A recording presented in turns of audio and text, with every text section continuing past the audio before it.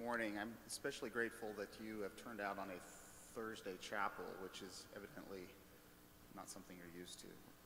Creatures of habit and rhythm. And so the fact that you all came, you're an unusually bright spot in the Covenant College community. So thank you for coming. Covenant, as a lot of you know and are aware of, is a part of a denomination, the Presbyterian Church in America. And as such, there's a lot of people out there within the denomination who care about what we do and are interested in supporting us. And years ago, one agency of the PCA, known as Women in the Church, gathered funds to support our work and enabled us to endow a lecture series that would enable us to bring in speakers from across the country, a lot of them extremely acclaimed, including the one that we're about to welcome here, to challenge us to think about how we can become more aware of what's going on in the world and prepared to engage the world faithfully. Known for many years as the WIC lectures for the Women in the Church, we are actually, Women in the Church as such doesn't exist, but by a different name. So we decided to also change the name of the lectures to something more Latin sounding, I guess, res publica. And that is Latin for public affairs or concerns about the public. It's where we get our word republic from. And we hope that these lectures will likewise challenge and equip you to confront public issues in a thoughtful, faithful way. Our lecturer this morning is Dr. John Inazu, and he, in addition to offering this chapel, will also be teaching a class associated with Res Publica, beginning this evening from 6:30 to 10:30, also tomorrow in chapel, tomorrow evening 6:30 to 10:30, and Saturday morning. You have an opportunity for a more extended engagement in this material. Dr. Inazu is the Sally D. Danforth Distinguished Professor of Law and Religion and Professor of Political Science at Washington University in St. Louis, where he teaches criminal law, law and religion, and various First Amendment seminars. He earned his PhD in political science from the University of North Carolina at Chapel Hill and a JD at Duke University. His scholarship focuses on First Amendment freedoms of speech, assembly, and religion, and related questions of legal and political theory. His first book, Liberty's Refuge, The Forgotten Freedom of Assembly, published by Yale in 2012. And more recently, and really the focus for these lectures, is this book entitled Confident Pluralism, Surviving and Thriving Deep Difference, which was published in 2016. In that book and in these lectures, Professor Inazu asks us what it means for us to live together peaceably in spite of deep and sometimes seemingly irresolvable differences over politics, religion, sexuality, and other concerns. Pluralism is, maybe for some of us, is at times for me, an intimidating and kind of a scary concept, the profound and deep differences that divide us. And we really do need a lot of help in figuring out what it means to live faithfully in the midst of that, and to understand what it means for God to have called us to this time, this place. Professor Inazu is among the most thoughtful guides currently that we have to both understand the challenges as they exist, but also to bring a faithful Christian word to us of challenge. So I'm excited for him to be here on this important topic. Would you please welcome Professor John Inazu?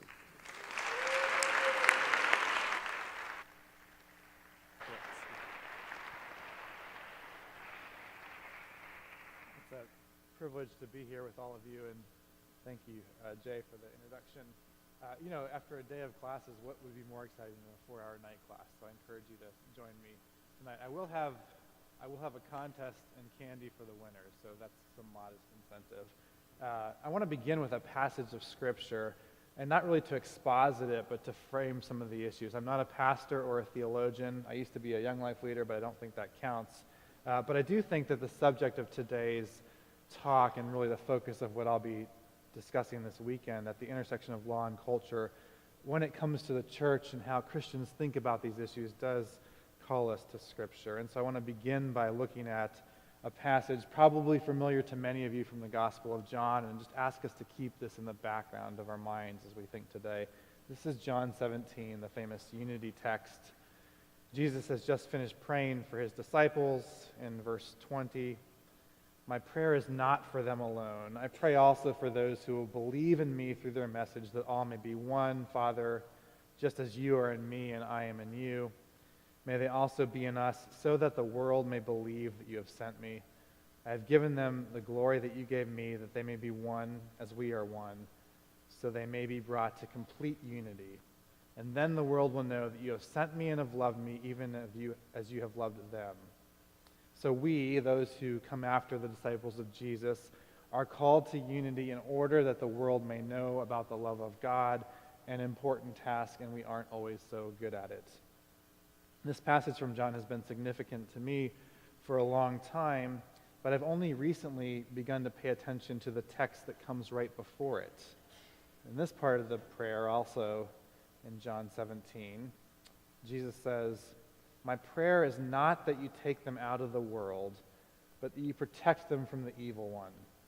They are not of the world, even as I am not of it. Sanctify them by the truth. Your word is truth. As you sent me into the world, I have sent them into the world. For them I sanctify myself, that they too may be truly sanctified. So Jesus is saying that his disciples will remain in the world, but they will not be of the world. And he asks God to protect them and to sanctify them. And all of this counsel from Jesus seems particularly relevant to our situation today. And so let's keep in mind this threefold challenge from Jesus as we think through complex questions of pluralism in law and culture. Jesus says, be in the world, be sanctified, and be unified. One reason to start with the scriptural framing is it reminds us that as the people of God, regardless of the challenges or circumstances we encounter, we know who we are called to be.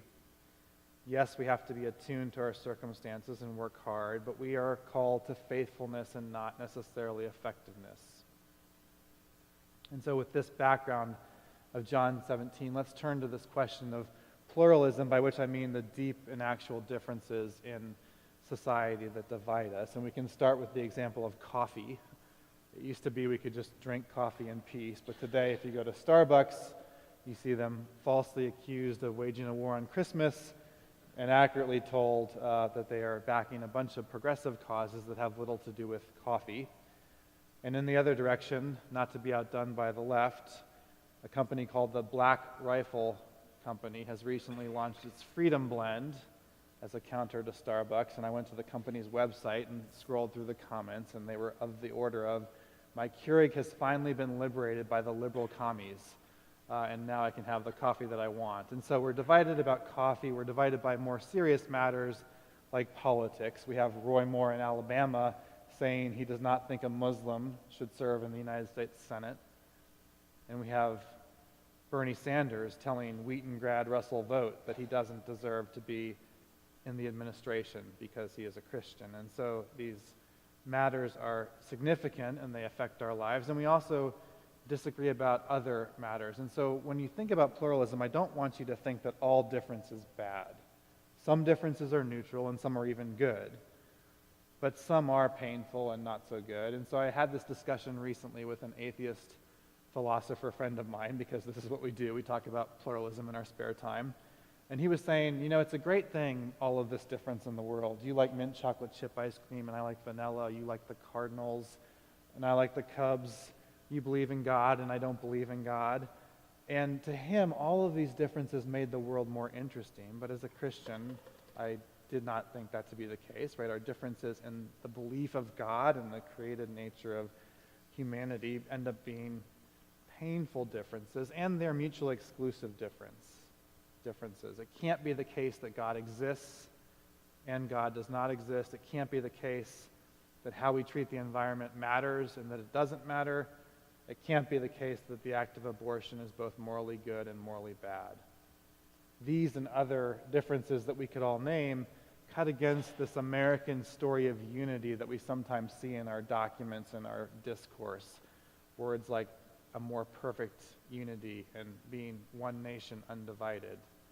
but we are actually more defined by our differences than by our unity, and these differences pervade a lot of our actual lives.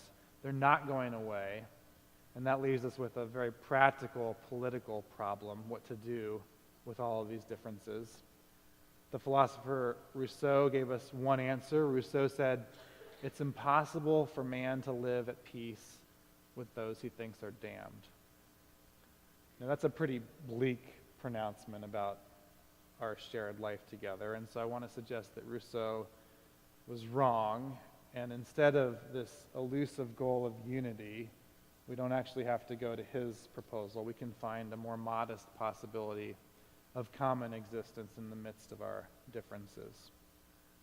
Now this is a challenge, I think, for a lot of Americans to think through, and this is particularly a challenge for white Protestants. I'm half of one of those, which is to say that I'm half white, not half Protestant. And it's a challenge for white Protestants especially because as recently as a generation ago, there was a kind of Protestant culture in the white middle class that hung together institutions and values about religion and a sense of coherence for some in this country. And that has changed. As the Catholic writer Joseph Bottom has suggested, perhaps the single most important sociological fact in recent history has been the collapse of Protestant mainline institutions. And whatever you think about the mainline today, Bottom's right to say that 50 years ago, the mainline strung together education and social services and different parts of our culture in a way that it doesn't do today. And that comes with some gains and losses. It does raise questions about coherence. What is it that makes us the United States, if not some vague notion of religion? But it also, I think, is an opportunity for citizens and for Christians to say what it means to live in a diverse society and what it means to be called to be not entirely of this world. And as we ponder these questions and what it means to be in society today, one caution is to resist the urge to think that there's a past to which we can return or a more coherent age, because that raises the question of when that is, right? Going back to the 1950s is not a good bargain for African Americans. Going back to the 1940s is not good for Japanese Americans like my grandparents and my dad who were interned during the Second World War. The only real possibility to think about is the present and what we do in it. And this is where my argument for confident pluralism comes into the equation. It takes both confidence and pluralism seriously. Confidence without pluralism misses the reality of politics, and it ends up suppressing difference, sometimes with violence. And pluralism without confidence misses the reality of people. It papers over differences and pretends that we have this kind of false consensus or fake unity. Confident pluralism acknowledges real difference and asks that we coexist without suppressing or minimizing our firmly held convictions. Instead of shutting down or avoiding those with whom we disagree, confident pluralism asks for the space for meaningful difference and with it the opportunity for mutual persuasion. Now there's both a legal and a personal dimension to this argument, and in the courses in the evening lectures we'll dive deeply into both elements, law and culture. I want to give you just a preview of some of this today, but before I get to the heart of the law, I do want to mention that I think this is widely misunderstood by Christians today in two different and competing ways. Some Christians are incredibly uninformed about the law, and to them I would say you need to better recognize the vast challenges that are already baked into our constitutional law and the ways that those challenges are going to affect Christian institutions in the years to come. But other Christians are misinformed in the opposite direction. They're told by fundraising letters from religious liberty advocacy groups that the sky is falling, that churches are on the verge of being shut down, and that pastors will be imprisoned. And that's both uninformed and at times disingenuous. I think as Christians it does us no good to misrepresent or misunderstand the challenges in either direction. Now, if you want to know the right answer to where religious liberty stands in this country today, you'll have to either read my book or come to the classes tonight. But to give you just a sample of where I think we need to be thinking better, the key to stronger legal protections that would make confident pluralism possible begins with focusing on the need to protect our differences. So there's a paradox here. We have to agree enough to know that we need to protect the ability to disagree. And I want to suggest that the connection to the law here lies in the First Amendment's right of assembly. Now, this is the subject of my first book, and sad for me, it also remains a very unknown right in this country even after that book. So about 1 in 10 Americans could even name the First Amendment's right of assembly. But one reason I think the loss of attention to assembly is important is that it's the only right in the First Amendment that cannot be exercised by a single individual. There are 5 individual rights in the First Amendment: the right to speech, press, petition, religion, and assembly. And I can do any of those other 4 on my own. I could start a blog and be the press. I could petition the government. I could speak even if no one's listening. And in some ways, I can practice religion on my own. But I can't assemble on my own. The verb itself, or the noun, requires me to be with at least one other person. And so that suggests to me that the right of assembly is inherently relational and introduces a set of values and ideas into the First Amendment that are not there otherwise. This also reflects the way that most of us actually live our lives. We live our lives in groups, and our beliefs and identities are formed in groups. The framers knew this, and that's one of the reasons they chose to put the right of assembly in the First Amendment. Part of confident pluralism requires recovering these values and these ways of understanding how we exist in society together. We have to insist that the people whom we entrust to govern us honor basic legal protections for the groups that we have, even if that increases the risk of friction, uncertainty, and instability. And by the way, it likely will. That when we form groups and when we have different ways of seeing the world that compete with one another, we're going to have less stability and more friction in society. So that's the law side. There's a lot more to it, but I won't get into it now. Confident pluralism, though, also depends on us and what we do in the space that is outside of the law. And it turns out that quite a bit of what we do happens outside of the law. Right? We have strong free speech norms in this country, and you can say almost anything to almost anyone. The law is not going to tell you what to do, which then puts a bunch of responsibility on each of us. How are we going to choose to speak in the freedoms that we have? And I want to suggest to you that in our speech and also in some of our other actions where the law doesn't tell us what to do, that we can be guided by 3 aspirations: humility, patience, and tolerance. Humility asks us to recognize that when it comes to our deepest convictions, we won't always be able to prove why we're right and someone else is wrong. Or put another way, humility recognizes that some of our beliefs rest upon values that can't be justified outside of particular traditions. Sometimes you have to be part of something before you can fully understand it. This humility is based on the limits of what we can prove to other people, not on what is ultimately true. And for this reason, it's important that humility or confident pluralism more broadly need not be mistaken as relativism.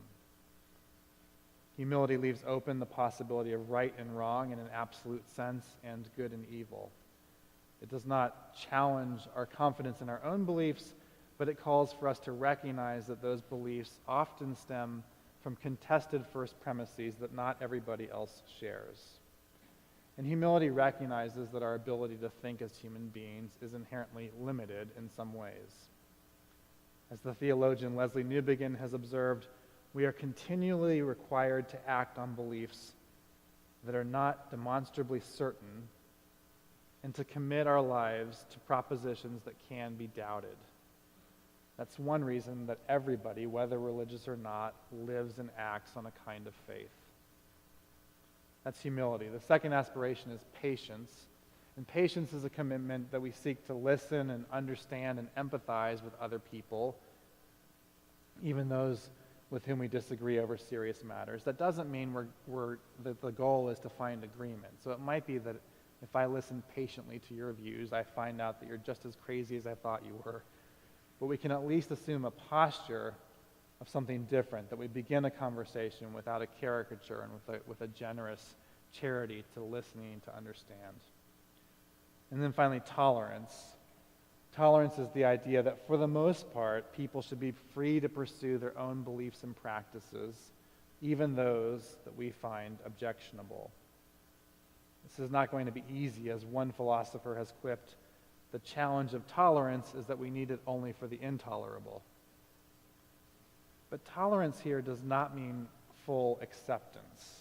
And this is a really important distinction that I think is being lost in American culture today, and particularly on a lot of university campuses.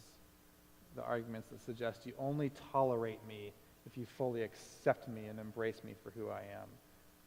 I think that's actually a philosophical impossibility, but it doesn't stop people from making the claim. And parsing the difference between tolerance and approval is going to require the hard work of distinguishing between people and their ideas. Tolerance asks that you and I treat people with respect. It doesn't mean that we respect all ideas.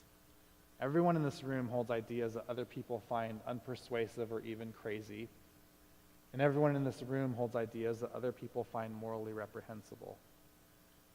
The tolerance of confident pluralism does not impose the fiction that all ideas are equally valid or morally harmless, but it does mean respecting people, aiming for fair discussion, and allowing for the space to differ about serious matters. I want to suggest that these aspirations of humility, patience, and tolerance can help us to build relationships across difference. It doesn't mean we're always going to close ideological difference. It doesn't mean we're going to find agreement on all the hard issues. But we can begin to close relational difference and distance, and that matters in ordinary but also extraordinary ways. We can find common ground with others even when we don't agree on the common good. Pursuing this common ground does not mean surrendering our deeply held beliefs. And to the contrary, I think we actually have to start by acknowledging with particularity what our disagreements are and the reality of our differences. Without the ability to air honestly and genuinely real disagreement, we're not going to dialogue, and our assumptions are going to go unchallenged. Humility is going to become a claim of moral certainty. Patience will be replaced by outrage, and tolerance will ultimately become that demand for acceptance. Now, some of these possibilities are getting bleaker in light of our national politics and the challenges to established institutions and a general skepticism or concern about the nature of authority, all of which, as you and I know far too well, is just exacerbated by social media and probably our own social media practices. And in some ways, the future trends don't look all that better. I was speaking on a panel with the New York Times journalist Nick Kristof, and Kristof said, if you think that the national media has been bad the last 10 years, just hold on for the next 10, because all of the market incentives are pushing in exactly the wrong directions, and the funding and financial models of our national media are not going to turn around. And so these are some pretty serious challenges for all of us. Does that leave room for confidence in what I'm arguing? Well, one early reviewer of my book, who was otherwise fairly kind to me, wrote that he thought it was doomed to immediate irrelevance because in his view, there was no audience left to understand it or care about it. I don't think he's right. I mean, I speak to lots of sort of audiences with people your age, and I see a lot of people who are wanting and willing to try. And I also have some modest confidence when I look at the history of our country, which, although very imperfectly and never fully, has been about finding a modest unity against great odds and across deep differences.